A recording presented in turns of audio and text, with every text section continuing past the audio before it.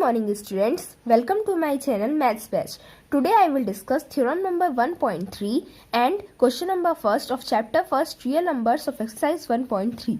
The theorem is let p be a prime number if p divides a square then p divides a where a is a positive integer. तो देखिए theorem में हमें कहा गया है कि p एक प्राइम नंबर है। अगर p a स्क्वायर को डिवाइड करता है तो p a को भी डिवाइड करेगा, जहाँ पे ये जो a रहेगा वो एक पॉजिटिव इंटीजर रहेगा। चलिए इसे समझते हैं एक एग्जांपल से। तो देखिए यहाँ पे मैंने 5 को एक प्राइम नंबर लिया है, 5 एग्जाम्पल में ले लिया, लेट कर लिया कि 5 एक प्राइम नंबर है। 5 है भी प्राइम नंबर क्योंकि खुद की टेबल में आता है, 1 की टेबल में आता है। ठीक है, तो देखिए अगर मैं a ले लेती हूँ 20 को, ठीक है, अगर मैं a ले ली हूँ यहाँ पे 20 को, तो जब a स्क्वायर रहेगा मतलब a मल्टीप्लाई a रहेगा तो 20 मल्टीप्लाई 20 आएगा तो 400 आता है। तो मतलब a इज इक्वल टू 20 है तो a स्क्वायर हमारा 400 है। वैसे यहाँ पे भी पहले देख लीजिए, मैं आपको पहले ये बता देती हूँ फिर आपको अच्छे से बताऊँगी यहाँ पे। तो देखिए यहाँ पे हमने 3 को एक बार प्राइम नंबर लिया है, ठीक है, ये खुद की टेबल में आता है, 1 की टेबल में आता है। और फिर यहाँ पे a को देखिए, अगर a मैंने यहाँ पे 3 लिया है तो a स्क्वायर मतलब a मल्टीप्लाई a 9 हो जाएगा, 3 इंटू 3 9 होता है। ठीक है, तो अब आप यहाँ पे देखिए कि अगर हमने 5 को एक प्राइम नंबर लिया है, अगर उसमें हमारा क्या था क्वेश्चन में, अगर कोई प्राइम नंबर है मान लीजिए p अगर a स्क्वायर को डिवाइड करेगा मतलब 5 हमने प्राइम नंबर लिया, अगर 5 a स्क्वायर को डिवाइड करेगा तो 5 फिर a को भी डिवाइड करेगा। और ऐसा होता भी है। देखिए अगर आप 400 से 5 से 400 को डिवाइड करेंगे तो ये पूरा कम्प्लीटली डिवाइड हो जाएगा। फिर इसका a मतलब 20 जो है हमारा उसको भी डिवाइड करेंगे तो ये भी हो जाएगा 5 4 जा 20 मतलब ये 4 से हो जाएगा। फिर आप यहाँ पे देखिए 3, जैसे यहाँ पे आप a स्क्वायर से डिवाइड करेंगे, a स्क्वायर को डिवाइड करेंगे कोई किसी भी प्राइम नंबर से, तो वो a स्क्वायर को अगर डिवाइड कर रहा है मतलब ये कर रहा है a स्क्वायर को डिवाइड, मतलब ये a को भी डिवाइड करेगा। ठीक है, बिना सोचे समझे आपको समझ जाना है कि अगर ये a स्क्वायर को डिवाइड कर रहा है मतलब ये a को भी डिवाइड करेगा। जैसे 3 इंटू 3 1 जा 3 हो जाता है, ये भी पूरा डिवाइड हो जाता है कम्प्लीटली। अब आप सोच रहे होंगे कि अगर कोई प्राइम नंबर नहीं हुआ तो क्या ये रूल चल सकता है? तो चलिए मैं आपको बताती हूँ। तो देखिए यहाँ पे मैंने अब एग्जांपल में लिए 16 को, ठीक है ना। तो 16 हमारा प्राइम नंबर नहीं है। क्यों नहीं है? क्योंकि ये 1 की टेबल में आता है, 2 की टेबल में आता है, 4 की टेबल में आता है, 8 की टेबल में आता है और 16 खुद की टेबल में भी आता है। तो देखिए इसके 2 से ज़्यादा फैक्टर्स है, मतलब ये हमारा प्राइम नंबर नहीं है।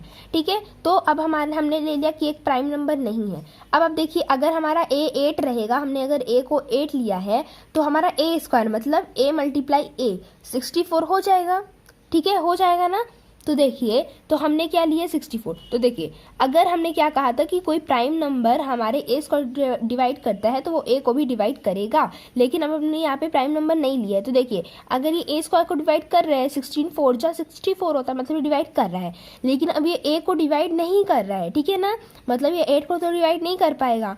मतलब प्राइम नंबर ये वाला रूल फॉलो कर भी सकते हैं कि अगर वो a स्क्वायर को डिवाइड करेगा तो a को भी डिवाइड करेगा, और नहीं भी कर सकते हैं। वैसे हमें यहाँ पे दिया गया है कि सिर्फ प्राइम नंबर का दिया गया है कि कोई प्राइम नंबर है अगर वो a को डिवाइड करता है तो a स्क्वायर को डिवाइड करता है तो a को भी डिवाइड करेगा। ठीक है, अब चलिए हम इसके क्वेश्चन की तरफ बढ़ते हैं। तो देखिए हमारा फर्स्ट नंबर है proof that root 5 is irrational. तो हमें इसमें कहा क्या है कि हमें रूट 5 को इरेशनल प्रूफ करना है। ठीक है, तो देखिए ऐसे क्वेश्चन को हम सबसे पहले ना कंट्राडिक्शन मेथड में करते हैं। ठीक है, अब आप सोच रहे होंगे कंट्राडिक्शन मेथड क्या होता है? तो ये वो होता है अगर जो भी क्वेश्चन में दिया होता है, ठीक है, तो हम उसका ना अपोजिट लेते हैं पहले क्वेश्चन में, फिर कंट्राडिक्शन मेथड से बाद में हम अपने आप को ही गलत प्रूफ कर देते हैं। तो यहाँ पे इरेशनल दिया गया है, प्रूफ करना है तो हम पहले इसका अपोजिट लेंगे कि let this number is rational, फिर हम अपने ही आप को यहाँ पे गलत प्रूफ कर देंगे। So let start. तो देखिए हमने यहाँ पे लेट कर लिया कि हमारा रूट 5 एक रैशनल नंबर है, जो कि हमें प्रूव करना था उससे जस्ट अपोजिट। फिर अब हमारा रूट 5 अगर रैशनल है, और मैंने आपको बताया था रैशनल को हम p बाई क्यू के फॉर्म में हमेशा लिख सकते हैं। ठीक है, तो और जहाँ पे q जो है वो 0 के इक्वल नहीं होना चाहिए। तो देखिए यहाँ पे पहले हम लिख लेंगे कि हमने एक इंटीजर फाइंड किया है, so we can find integers p and q such that root 5 is equal to p by q. ठीक है, हमें मतलब रूट 5 की वैल्यू हमने p बाई क्यू देखी। तो देखिए जब हमने इसे ले लिया है रूट 5 को p बाई क्यू के फॉर्म में, अब यहाँ पे मान लीजिए जैसे p और q उसके पास एक कॉमन फैक्टर है 1 के अलावा। देखिए मैं आपको एग्जांपल के थ्रू समझा। तो देखिए जैसे मैंने एग्जाम्पल में लिया है 6 और 9, ठीक है। 6/9 मान लीजिए हमारा p/q है, ओके। अब जब इसका कॉमन फैक्टर हमारे पास 3 है, कैसे, क्योंकि 3 से डिवाइड हो जाएगा, 3 2 जा 6, और ये भी 3 से डिवाइड हो जाएगा, 3 3 जा 9, ओके। अब ये जो हमें मिला इसके पास सिर्फ कॉमन फैक्टर 1 ही है, ठीक है। इसका कॉमन फैक्टर क्या था, 3 था। अब इसका कॉमन फैक्टर क्या मिल गया, हमें 1 मिल गया, क्योंकि ये सिर्फ 1 ही से दोनों चीज डिवाइड हो सकती है और किसी से नहीं डिवाइड हो सकती। तो ये हमें क्या मिल जाएगा, a/p, जो कि मतलब हमने इसे a/b के फॉर्म में लिख लिया है, जो कि एक को प्राइम है। क्योंकि देखिए को प्राइम हमने इसे क्यों कहा, क्योंकि जिसका सिर्फ 1 कॉमन फैक्टर होता है हम उसे को प्राइम कहते हैं, ठीक है। तो देखिए आपको अब पता चल गया होगा कि को प्राइम क्या है, ठीक है। तो हमारे पास p/q का कॉमन फैक्टर था 1 के अलावा भी, तो हमने कॉमन फैक्टर से ही p/q को डिवाइड कर देना है, ठीक है ना। जैसे अब आप फिर यहाँ पे देखिए, जब हमने फिर डिवाइड कर दिया तो हमारे पास a/b को प्राइम बचा, जिसके सिर्फ 1 के अलावा कोई भी कॉमन फैक्टर नहीं है। और हमने यहाँ पे लिख भी दिया कि a और b एक को प्राइम है। और आपको हमेशा पता ही होगा रैशनल नंबर में जो b होता है उसे कभी भी 0 के इक्वल नहीं होना है, तो हमने उसे भी यहाँ पे राइट डाउन कर दिया है। अब देखिए नेक्स्ट में हम लोग को क्या करना है, हमने यहाँ पे देखा था √5 इज इक्वल टू a/b है, तो हमको इसमें इस b को यहाँ पे ट्रांसफर कर देना है। अब जब ये डिवाइड में, तो यहाँ पे ये आके मल्टीप्लाई में हो जाएगा। तो हमने बस वही किया है, यहाँ पे हमने डिवाइड से लेकर के मल्टीप्लाई में यहाँ पे ला दिया है b को, तो हमें ये इक्वेशन मिल गई, ठीक है। अब हम दोनों साइड पे स्क्वायर लगा देंगे, ठीक है, होल स्क्वायर। अब हम स्क्वायरिंग करेंगे बोथ साइड पे, तो हमें क्या मिलेगा, देखिए जब हमने स्क्वायर लगाया तो ये देखिए √5 का स्क्वायर, हमेशा अगर कोई भी चीज़ रूट में है और हम उसका स्क्वायर कर देते हैं तो वो चीज़ पूरी फुल मिल जाती है। जैसे यहाँ पे रूट में था √5 था, अब ये हमें क्या मिल गई, पूरा 5 मिल गया स्क्वायर करने में, ठीक है। और b स्क्वायर हमारा एज इट इज़ आ जाएगा, फिर हमारा a स्क्वायर का a स्क्वायर रहेगा यहाँ पे, ओके। अब आप यहाँ पे देखिए, आप यहाँ पे देख सकते हैं कि 5a स्क्वायर को डिवाइड कर रहा है। क्यों डिवाइड कर रहा है, चलिए मैं आपको एक एग्जांपल के तौर पे बताती हूँ। तो देखिए हमें इसलिए पता चला, देखिए जैसे 3 × 4 है, ठीक है, इज इक्वल टू 12 आता है, तो जाहिर सी बात है कि 3 जो है 12 को डिवाइड कर देगा, ओके। तो उसी तरह हमने ये पता लगाया कि जब यहाँ पे 5 × b स्क्वायर है, तो ये जो 5 है वो a स्क्वायर को भी डिवाइड कर देगा, ठीक है। मतलब 5 भी उसका एक फैक्टर हो जाएगा। जैसे यहाँ पे 3 था, 3 इसको डिवाइड कर रहा था, वैसे यहाँ पे 5 भी इसको डिवाइड कर देगा। जैसे यहाँ पे 3 4 × 12 था, यहाँ पे 5 b स्क्वायर, मतलब 5 × b square is equal to a square था। तो देखिए फिर आपको आगे यहाँ पे हमने 5 को फिर यहाँ पे ट्रांसफ़र कर दिया है वापस से a स्क्वायर के नीचे पे, ठीक है। यहाँ पे मल्टीप्लाई पे था, तो यहाँ पे फिर ये डिवाइड में वापस से आ गया है। तो देखिए अब आप यहाँ से भी एक बार दे सकते हैं कि अगर ये a स्क्वायर को ये जैसे डिवाइड कर रहा है, ठीक है। अब आपको थ्योरम तो पता होगा कि कोई चीज़ a स्क्वायर को डिवाइड कर दी तो वो a को भी डिवाइड करेगी। अब हम यहाँ पे वही चीज़ अप्लाई करेंगे। तो देखिए हमने इसे इक्वेशन फर्स्ट भी लिख दिया है कि इक्वेशन फर्स्ट है हमारा, ओके।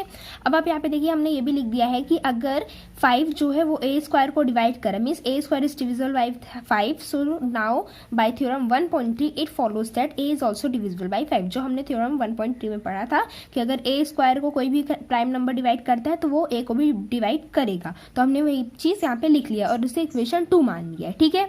अब हम लोग यहाँ पे क्या लिखेंगे, आप एक चीज़ गौर करिएगा, जैसे यहाँ पे देखिए 5b square is equal to a है, तो जो चीज़ वेरिएबल के, मतलब जो नंबर वेरिएबल के साथ रहेगा उसके सामने वाला जो वेरिएबल अकेला रहेगा, ठीक है। तो जो वेरिएबल हमेशा अकेला रहेगा हम उसे लेट कर लेंगे। क्या लेट करेंगे, जो भी उसके सामने जो भी यहाँ पे नंबर रहेगा उसको लिख लेंगे और कोई भी वेरिएबल अलग से लिख लेंगे। जैसे हमने यहाँ a b पहले ही ले लिया है, तो देखिए पहले हम यहाँ पे a की वैल्यू लेट करेंगे, क्योंकि जो अकेला रहेगा उसकी वैल्यू लेट करेंगे, ठीक है। तो a की वैल्यू हमने क्या लेट की, 5c क्यों लेट की, क्योंकि हमने क्या कहा कि जो भी इसके सामने यहाँ पे नंबर रहेगा उसी को लेंगे और कोई भी उसके साथ वेरिएबल ले लेंगे। तो यहाँ पे हमारे सामने इस वेरिएबल के मतलब सामने ये जो नंबर 5 था वो ले लिए और वेरिएबल c ले लिए और इसकी वैल्यू हमने लेट कर ली, ठीक है। तो a is equal to 5c हमें मिल गया किसी c इंटीजर के लिए, ठीक है। अब हम लोग यहाँ पे अपना g ऐड कर सकते थे, d भी लिख सकते थे, कुछ भी लिख सकते थे, लेकिन यहाँ पे 5 लिखना ज़रूरी था क्योंकि इसके सामने यहाँ पे 5 ही है। फिर अब आप देखिए यहाँ पे क्या करेंगे, जब आपने ये रख दिया तो नाउ अब हम लोग इस a is equal to 5c को इक्वेशन फर्स्ट में पुट करेंगे, ठीक है। आप ये हमेशा याद रखिएगा। अब हमने जब इक्वेशन फर्स्ट में पुट किया तो हमें क्या मिल गया, 5b स्क्वायर हो जाएगा इज इक्वल टू a की वैल्यू हमने पुट कर दी 5c और स्क्वायर का हम लोग यहाँ पे स्क्वायर लिख लेंगे। अब जब आप इसे सॉल्व करेंगे तो यहाँ पे क्या आ जाएगा, 5b square is equal to 5 5 जा 25, c का स्क्वायर आ जाएगा यहाँ पे, ठीक है ना। अब हम लोग सेम उसी तरह से मेथड अप्लाई करेंगे जैसे हमने यहाँ पे 5 को फिर इसके यहाँ पे डिवीजन में भेजा था, तो 5 को हम वैसे डिवीजन में यहाँ पे भेज देंगे, डिवाइड करेंगे, तो हमारा ये 5 से डिवाइड हो जाएगा, 5 5 जो 25 आता है, ठीक है। तो यहाँ पे हमें मिल जाएगा 5c स्क्वायर। अब जब यहाँ पे 5c स्क्वायर मिला, b is equal to 5c square, तो हम इस 5 को दोबारा से यहाँ पे भेज देंगे, ओके। तो हमें ये मिल जाएगा फिर से कि जब b स्क्वायर 5 से डिवाइड हो रहा है तो b भी 5 से डिवाइड होगा, जो हमने थ्योरम 1.3 में पढ़ा है। तो आप देखिए हम लोग यहाँ पे यही चीज करेंगे, लिख देंगे कि this means that b square is divisible by 5 and so again using theorem 1.3 b is divisible by 5 जो हमने पढ़ा था, ठीक है। और हम इसे इक्वेशन 4 मान लेंगे और इसे इक्वेशन 3 मान लेंगे। और अगर आप यहाँ पे एक चीज अगर गौर करें तो आप यहाँ पे देख सकते हैं कि हमने क्या कहा था, a और b को प्राइम है, उसके कोई भी कॉमन फैक्टर नहीं है। लेकिन अब आप यहाँ पे देखिए, जब हमने यहाँ पे बताया कि a 5 से डिवाइड हो रहा है, ठीक है, और यहाँ पे भी हमने बताया कि जो हमारा b है वो भी 5 से डिवाइड हो रहा है, ठीक है। तो हमने वहाँ पे क्या कहा था, a और b की अब कोई भी कॉमन फैक्टर नहीं है 1 के अलावा, तो वो को प्राइम था। लेकिन अब हमें यहाँ पे आगे पता चला है कि यहाँ पे ये भी 5 से डिवाइड हो रहा है, ये भी 5 से डिवाइड हो रहा है, ठीक है, b भी डिवाइड हो रहा है, a भी डिवाइड हो रहा है। तो हमें मतलब यहाँ पे इन दोनों के कॉमन फैक्टर मिल गए कि a बाई b का कॉमन फैक्टर 5 आ गया है, ठीक है। तो ये हमारा जो कंट्राडिक्शन था वो तो हमारा रॉन्ग हो गया कि a और b के एक कॉमन फैक्टर अब नहीं है, वो दोनों को प्राइम है, ठीक है। तो अब हम उसी से यहाँ पे आगे चल के लिखेंगे। तो देखिए अब यहाँ पे मैंने लिख दिया है कि from equation 2 and 4 we conclude that 5 is a common factor of a and b, ठीक है। हमें जैसे कि मिला था कॉमन फैक्टर दोनों का। अब आप यहाँ पे देखिए, अब हमने जो कंट्राडिक्शन लिया था वो तो हमारा रॉन्ग हो गया, तो यहाँ पे हमने वही चीज लिखा है कि but this contradict the fact that a and b are coprime. हमने ये कंट्राडिक्शन लिया था, this contradiction has arisen because of our incorrect assumption that √5 is rational.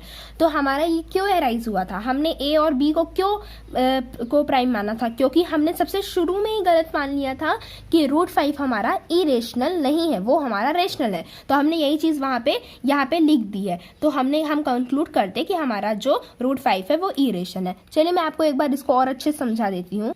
तो देखिए सबसे पहले हम एज्यूम करेंगे जो भी दिया रहेगा उसका अपोजिट, जैसे √5 हमारा रेशनल है, हमने ये एज्यूम कर लिया, ठीक है। फिर अब आप इसको आगे देखते जाएगा, ये क्वेश्चन ज्यादा टफ नहीं है, बस आपको ये दिखेगा कि बहुत टफ है, ठीक है। तो अब जैसे हमने ये देख लिया कि हमारा रेशनल है, तो रेशनल को हम p/q के फॉर्म में लिखते हैं, तो हमने सेम वही चीज यहाँ पे की है, ओके।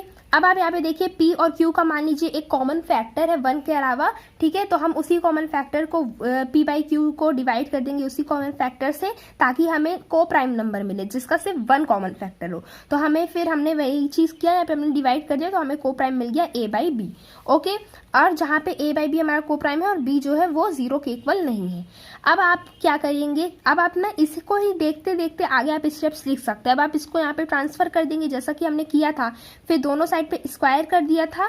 स्क्वायर करने के बाद आपने इसे इक्वेशन फर्स्ट सेलेक्ट कर लिया था, और आप यहाँ पे देख सकते हैं कि ये a स्क्वायर को 5 डिवाइड कर रहा है, मतलब a को भी 5 डिवाइड करेगा बाय थ्योरम 1.3। तो वही चीज यहाँ पे मैंने लिखी है कि a को भी 5 डिवाइड करेगा, ठीक है। और आपको मैंने ये चीज बताई कि जो भी यहाँ पे खाली रहेगा, वेरिएबल जो खाली रहेगा नंबर के साथ जो नहीं रहेगा, मतलब a, तो हम उसकी वैल्यू लेट कर लेंगे, जो कि यहाँ पे मैंने 5c की, और 5c क्योंकि 5 मैंने इसलिए यहाँ पे लिया क्योंकि यहाँ पे उसके सामने जो नंबर गिवन था वो 5 था, ठीक है, इसलिए हमने यहाँ पे 5 ले लिया, ठीक है। और यहाँ पे आप कोई और इंटीजर भी ले सकते थे c की जगह पे, ठीक है। अब हम इस a is equal to 5c को, मतलब a की वैल्यू को अब हम यहाँ पे पुट कर देंगे इक्वेशन 1 में। तो हमने यहाँ पे इक्वेशन 1 में पुट कर दी, तो हमने जब इसे सॉल्व किया तो हमें b square is equal to 5c मिला, ठीक है। अब हमने जब इस 5 को यहाँ पे फिर डायरेक्टली भेज दिया, ट्रांसफर कर दिया, तो हमने ये देखा जब b स्क्वायर 5 से डिवाइड हो रहा है तो हमारा b भी 5 से डिवाइड होगा। तो अब हमको यहाँ पे एक चीज सामने आ रही है कि यहाँ पे हमें a का भी एक डिवाइजर मिल गया, मतलब a का भी एक फैक्टर मिल गया 5, और यहाँ पे हमें b का भी एक फैक्टर मिल गया 5। तो मतलब a और b के एक कॉमन फैक्टर हमें मिल गया, मतलब ये दोनों को प्राइम नहीं थे। तो हमने यहाँ पे वही चीज़ लिख दी है कि 5 दोनों के कॉमन फैक्टर है ए और बी के, और ये हमारा कंट्राडिक्शन गलत हो गया। क्यों हो गया? देखिए, हमने ए और बी को प्राइम माना था, लेकिन ये हमारा कंट्राडिक्शन था, ये हमारा गलत हो गया। क्यों हो गया? क्योंकि हमने √5 को ही रेशनल मान लिया था। तो इससे हमें पता चलता है कि हमने ये गलती कर दी थी कि हमने √5 को रेशनल मान लिया, इसलिए इससे ये कंक्लूड होता है कि हमारा √5 इरेशनल है। आई होप आप लोगों को ये पार्ट अच्छे से समझ में आया होगा। अगर आपको ये क्वेश्चन और अच्छे समझ, तो आप इसे ना बार बार प्रैक्टिस करिए। ओके, प्रैक्टिस से ही बहुत अच्छा आपको ये समझ में आ जाएगा। So if you like our videos then please share, subscribe and like our channel. Thank you.